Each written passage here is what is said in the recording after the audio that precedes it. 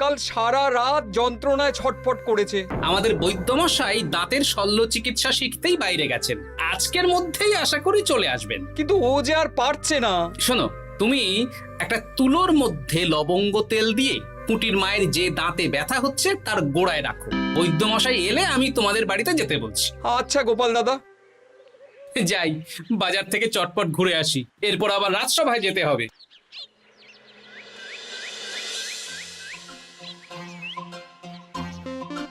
উফ, কি গরম রে বাবা, ছাতা নিয়ে বেরোলে ভালো হতো।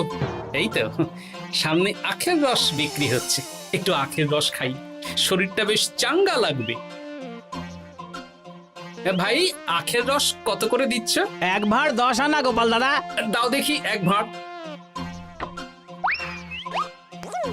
আরে, এই যন্ত্রটা কিন্তু দারুণ। ওই আমাদের রাজ্যের বিজ্ঞানী মশাইয়ের অবদান।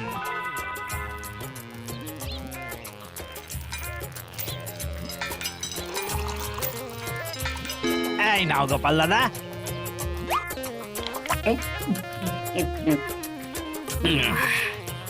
আহ, শান্তি। এই নাও ভাই, তোমার 10 আনা।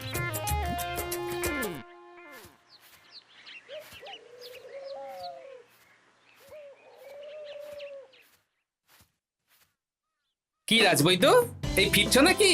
হ্যাঁ, এতদিন আমি দাঁতের চিকিৎসার ব্যাপারে তেমন কিছুই জানতাম না, এবার সব শিখে এসেছি। ভালোই করেছো, তুমি একেবারে প্রথম রোগীকে দেখে তারপর রাজসভায় এসো। প্রথম রোগী? পুটির মা গো, কালকে সারা রাত যন্ত্রণায় ঘুমোতে পারেনি। আরে আর বলো না, কদিন আগেই পুঁটির মাকে নিয়ে পুঁটির বাবা আমাদের বাড়িতে এসেছিল।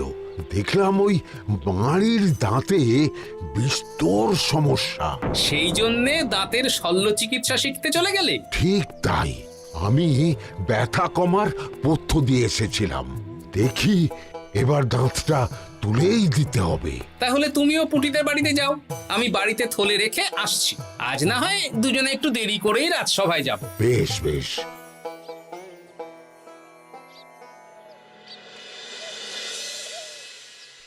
দেখুন মহারাজ, দেখুন আজকে রাজবৈদ্য আসেনি, আর ওদিকে গোপালও ডুব দিয়েছে।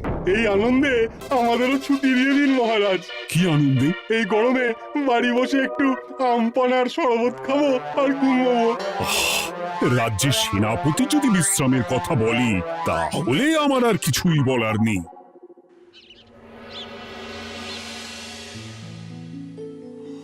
এই তো দাঁতটা পুরো পোকায় খেয়ে নিয়েছিল। এখন দুদিন কোনো কথা বলা যাবে না, শুধু জল বা তরল জাতীয় খাবার খাবে।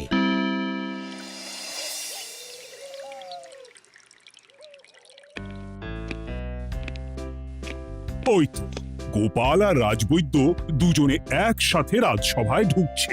রাজবৈদ্য মশাই ওনার জীবনের প্রথম শল্য চিকিৎসা করছিলেন, তাই আমিও দেখছিলাম। তা কি রাজবৈদ্য, সফল হয়েছো? হ্যাঁ মহারাজ, পুঁটির মায়ের একটা মাড়ির দাঁত পোকায় খেয়ে নিয়েছিল, সেটাই তুলে দিলাম। ভালোই হলো, আমাদের রাজ্যে কোনো দাঁত তোলার বৈদ্য বা চিকিৎসক ছিল না। এখন তুমি সাধারণ রোগ ব্যাধি নিরাময়ের সাথে সাথে দাঁতের চিকিৎসাও করবে। কিন্তু মহারাজ, একটা যে সমস্যা আছে। আবার কি সমস্যা?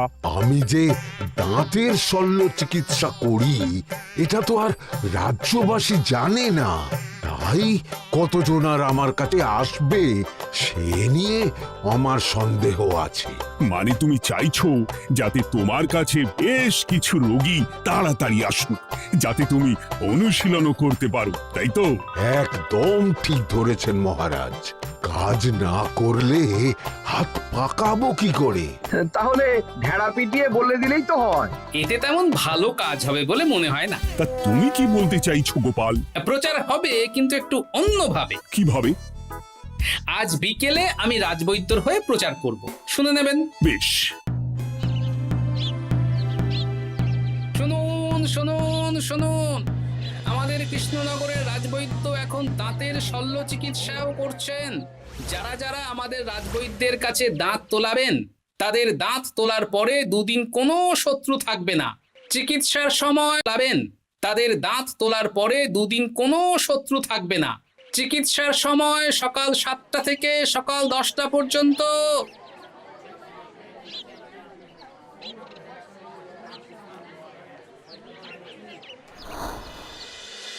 এসব তুমি কি উল্টো পাল্টা কথা বলছো গোপাল? উল্টো পাল্টা না, আপনি দেখুন না আপনার বাড়িতে লোকজন আসে কিনা। আর কেউ যদি জিজ্ঞাসা করে যে এই রকম প্রচারের কারণটা কি, তাহলে বলবেন রাজসভায় আমার সাথে কথা বলতে আমি বুঝিয়ে দেব।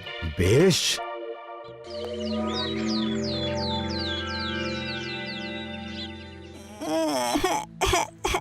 তোকে বারবার বলি এত মিষ্টি গুড় কাঠি খাস না।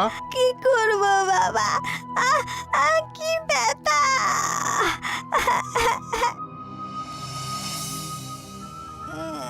বাড়ি আছেন নাকি বৈদ্যমশাই?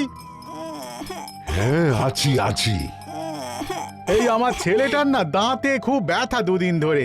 দেখছি। তা আপনাকে তো এই রাজ্যে আগে দেখিনি। আমি পাশের রাজ্য থেকে আসছি, শুনলাম আপনার কাছে দাঁতের শল্য চিকিৎসা করালে আগামী দুদিন কোনো শত্রু থাকবে না। ঠিকই শুনেছেন। বেশ, তাহলে বলুন কেন থাকবে না? আগে চিকিৎসাটা করি, তারপর বলছি।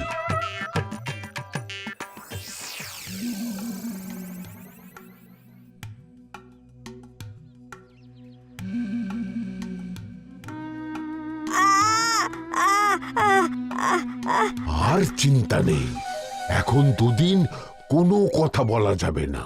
এবার তো বলুন আমার ছেলের আগামী দুদিন কোনো শত্রু থাকবে না কেন? আজকে রাজসভায় চলে আসুন, ওখানে গোপাল এই প্রশ্নের উত্তরটা দিয়ে দেবেন। তা বৈদ্য, তোমার কাছে আজকে কেউ এসেছে? সকাল সকাল দাঁত তুলে এলাম মহারাজ। বাবা, একদিনের প্রচারই এই ব্যাপার? মহারাজ, মহারাজ, বাইরে কয়েকজন অপেক্ষা করছে, তারা গোপাল দাদার থেকে কিছু জানতে চায়। তাদের ভিতরে আসতে বলো।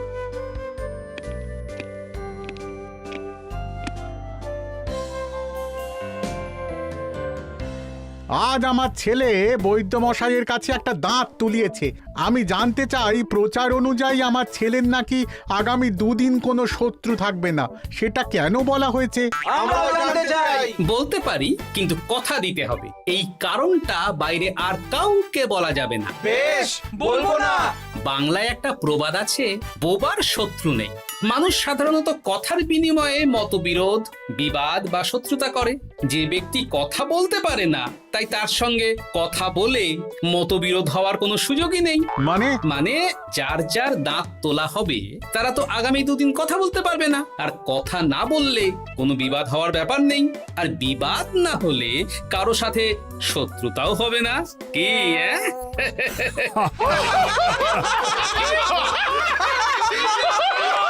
এই জন্যই তুমি হাসির রাজা গোপাল ভাঁড়। কে তোমার কথা শুনতে যাবে? একদিন না হয় প্রচারের চমকে এলো, এরপর কিভাবে আসবে শুনি? এরপর রাজবৈদ্যের সুনামেই লোকজন ছুটে ছুটে আসবে। বাহ বাহ বাহ, তোমার কত জ্ঞান! মহারাজ, এই কথা শুনে আমার মাথাতেও একটা বুদ্ধি এলো। অল্প পুঁজিতে শুধু প্রচারের জোরে এত রোজগার করব না, গোপাল হাঁ করে দেখবে। নিশ্চয়ই কোনো লোক ঠকানোর কথা ভাবছেন। মোটেই না। আচ্ছা, আগামী 3 দিন ব্যাপী মেলা হবে, সেখানেই তোমরা দুজনে তাহলে ব্যবসা করো। বেশ, করব। যে সবচেয়ে বেশি রোজগার করবে তাকে আমি 50 মোহর পুরস্কার দেব। রাজি। মেলার শেষে আমার প্রশংসায় পঞ্চমুখ হবেন সবাই, দেখে নেবেন।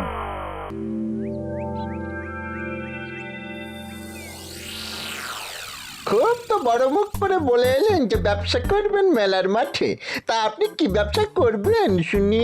ভাগ্য পরীক্ষার দোকান দেব।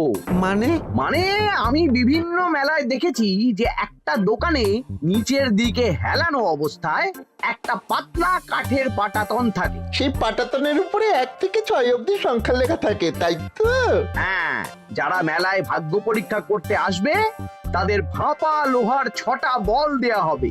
যদি ওই 6টা বলই 6 নম্বর লেখা খোপের মধ্যে ঢোকাতে পারে তাহলে প্রথম পুরস্কার পাবে। আমিও ওটারই দোকান দেব। তাহলে প্রথম পুরস্কার পাবে। আমিও ওটারই দোকান দেব, কিন্তু শুধুমাত্র একটাই পুরস্কার থাকবে।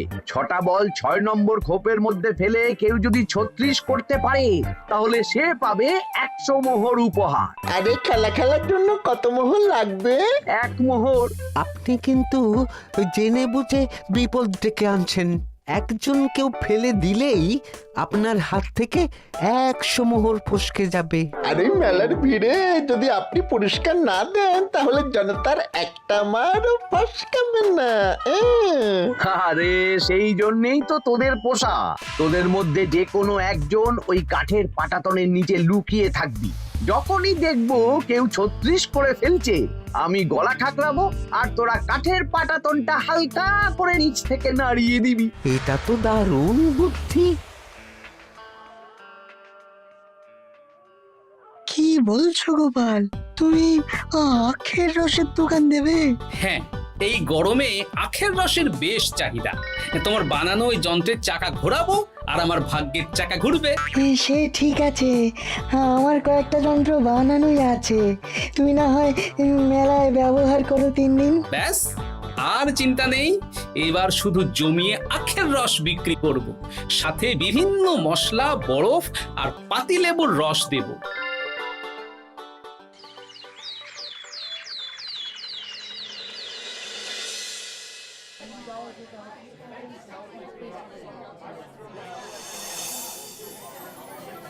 এই দোকানের পানীয় খেয়ে মন হবে বশ। গোপাল ভাঁড় নিয়ে এসেছে ঠান্ডা আখের রস। আরে গোপাল দাদা, তুমি আখের রস বিক্রি করছো? ঠান্ডা আখের রস কত করে গো গোপাল দাদা? 1 ভাঁড় মাত্র 10 আনা। 6 ভাঁড় দাও। এক্ষুনি দিচ্ছি। আসুন আসুন আসুন, সবাই আসুন। আসুন আসুন আসুন, এদিকে আসুন, এদিকে আসুন, ভাগ্য পরীক্ষা করুন। 1 মোহরে 100 মোহর।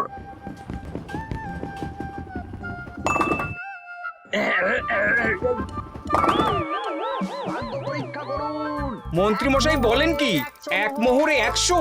তুমিও ভাগ্য পরীক্ষা করাবে নাকি? একবার বাজিয়ে দেখতে দোষ কি? দাও, আখের রস খেয়ে বরং চলে যাই। এই তো হয়ে এসেছে। এই নাও, ধরো।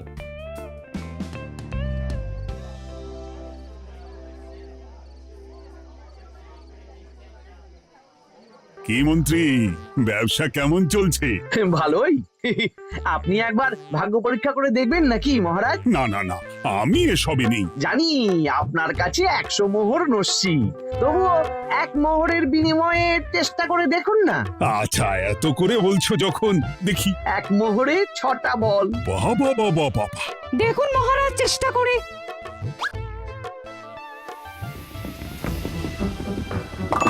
এই তো একটা 6 পড়েছে।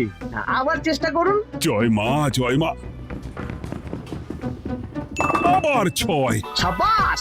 দেখুন হয়ে যেতে পারে, আর তো মাত্র 4টে বাকি। দেখি তৃতীয়টা। আরে পাস, আবার 6। নিন খেলুন। এই যা, হলো না। আরেকবার প্রথম থেকে চেষ্টা করবেন নাকি মহারাজ?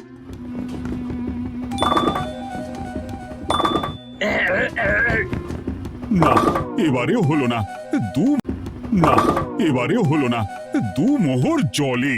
অন্য সব জায়গায় বাকি সংখ্যাতেও পুরস্কার থাকে, আপনার এখানে নেই কেন? আমার এখানে ধামাকা পুরস্কার, তাই বাকি আর কিছু রাখিনি। 36 করতে পারলেই 100 মোহর। এই নাও মন্ত্রী, 2 মোহর।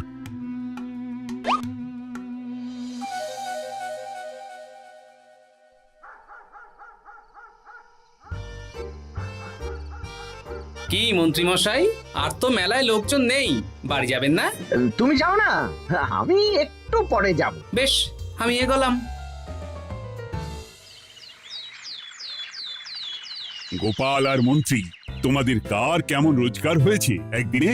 মহারাজ, কালকে আমার 7 মোহর 20 আনা রোজগার হয়েছে। আমার 70 মোহর। কিন্তু খরচ কিছুই হয়নি, কারণ কেউ 36 করতে পারেনি মহারাজ। বাহ বাহ বাহ, আমি তো বলেছিলাম আমি যখন ব্যবসা করব গোপাল আমার ধারে কাছে দাঁড়াতে পারবে না। বেশ, এখনো তো আজ আর কাল দুদিন মেলার বাকি আছে। দুদিনেও আমার 2 কানা করিও খরচ হবে না, শুধুই রোজগার। গোপাল যতই প্রচার করুক আর যতই ভালো আখের রস বানাক না কেন, আমার ব্যবসাকে টপকাতে পারবে না। ঠিক আছে, আজকে আমি একবার ভাগ্য পরীক্ষা করে দেখবো। আমার দোকানে সুস্বাগতম। নাও সেনাপতি, চেষ্টা করে দেখো। দিন বল, আমিও সেনাপতির খেল দেখতে এলাম। প্রথম বল। এই যে গড়িয়ে গড়িয়ে গড়িয়ে 6 নম্বর, সাব্বাস সেনাপতি। আবার 6, তৃতীয়, চতুর্থ, পঞ্চম, আরেকটা ফেলতে হবে। নাও সেনাপতি, ষষ্ঠ বল। এই যা, হলো না। এটা কি হলো? আবার চেষ্টা করো তো সেনাপতি। হ্যাঁ, 3টে হয়ে গেছে, এবার 4 নম্বর। এই যা, 4 নম্বরে চলে গেল। ধুর চাই। ব্যাপারটা কি? মন্ত্রী মশাই গলা খুসখুস করার পরের বলটাই পরপর 2 বার অন্য ঘরে পড়ল। নিশ্চয়ই কোনো রহস্য আছে। না, আজকে রাতে ব্যাপারটা দেখতে হবে। চলুন মন্ত্রী মশাই, পুরো মাঠ ফাঁকা, একা একা মশা মারবে নাকি? আমি পরে যাব, তুমি যাও তো। বেশ। ব্যাপারটা কি? আমাকে তো নজর রাখতে হচ্ছে। না, একটা গাছের পিছনে লুকিয়ে পড়ি, মন্ত্রী মশাই গেলে ওনার পিছু নেব। দেখুন মন্ত্রীমশাই, পরপর 2 দিন আমি পাটাতনের নিচে ছিলাম। আগামীকাল ঘরটাকে থাকতে বলুন। বেশ, তাই হবে। আর অত জোরে গলা খাঁকড়াবেন না, কেউ যদি সন্দেহ করে ব্যাপারটা বুঝে যায় মুশকিল হয়ে যাবে। আরে কেউ বুঝবে না, অনেক রাত হলো, চল চল চল চল চল। আচ্ছা, এই ব্যাপার। তাই ভাবি 2 দিন ধরে একটাও কেউ পারলো না কেন। কাল আমিও মজা দেখাবো।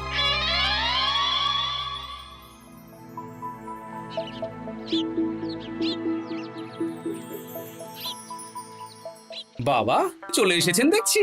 এত চাহিদা না আমার এই ভাগ্য পরীক্ষার, তাই আগে আগে চলে এসেছি। মন্ত্রীমশাই, আপনাকে মহারাজ এক্ষুনি ডাকছেন। এখন কেন? সে তো জানি না, চলুন।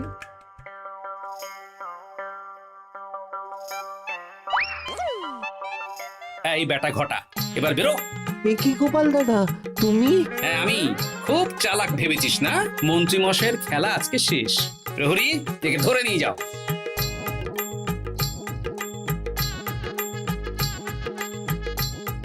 বিজ্ঞানী, তুমি তোমার চুম্বক নিয়ে এসেছো তো? হ্যাঁ, এবার 6 নম্বরের নিচে একটা টান টান করে সমান রেখা টানতে হবে, আগা থেকে গোড়া অবধি।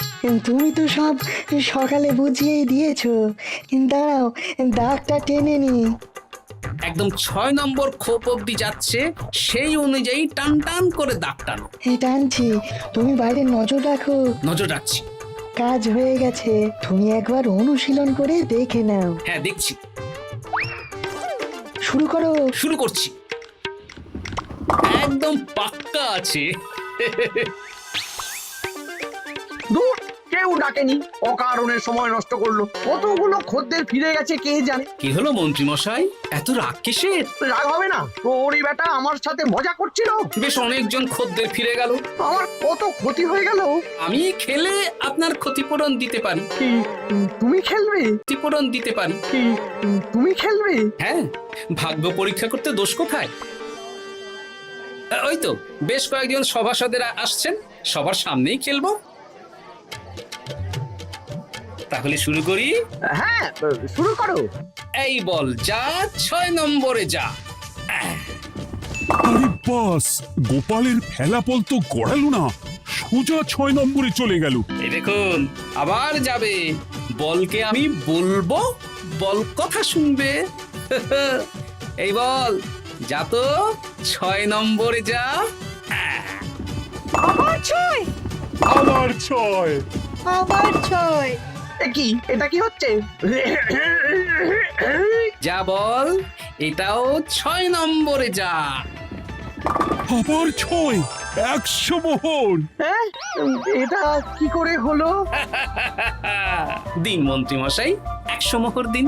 ইয়ে না মানে মন্ত্রী দাও বলছি। আমি আবার খেলবো। 6, আবার 6। আবার 100 মোহর। আর নেই। এই ঘটা আর কি করছিসটা কি? ঘটা নেই মন্ত্রীমশাই, আমি আছি। আর আছে আমার চুম্বক। মানে তোমার কারসাজি ধরা পড়ে গেছে মন্ত্রী। গোপাল আমাদের সব বলেছে। হ্যাঁ, আপনি যেমন ছলনা করে ভাগ্য পরীক্ষার ব্যবসা করছিলেন, তেমনি গোপালও ছলনা করে আপনার ব্যবসা উল্টে দিল। তাহলে শেষমেশ কে জিতলো? হাসির রাজা, জ্ঞানীর রাজা, রসিক রাজা গোপাল ভাঁড়।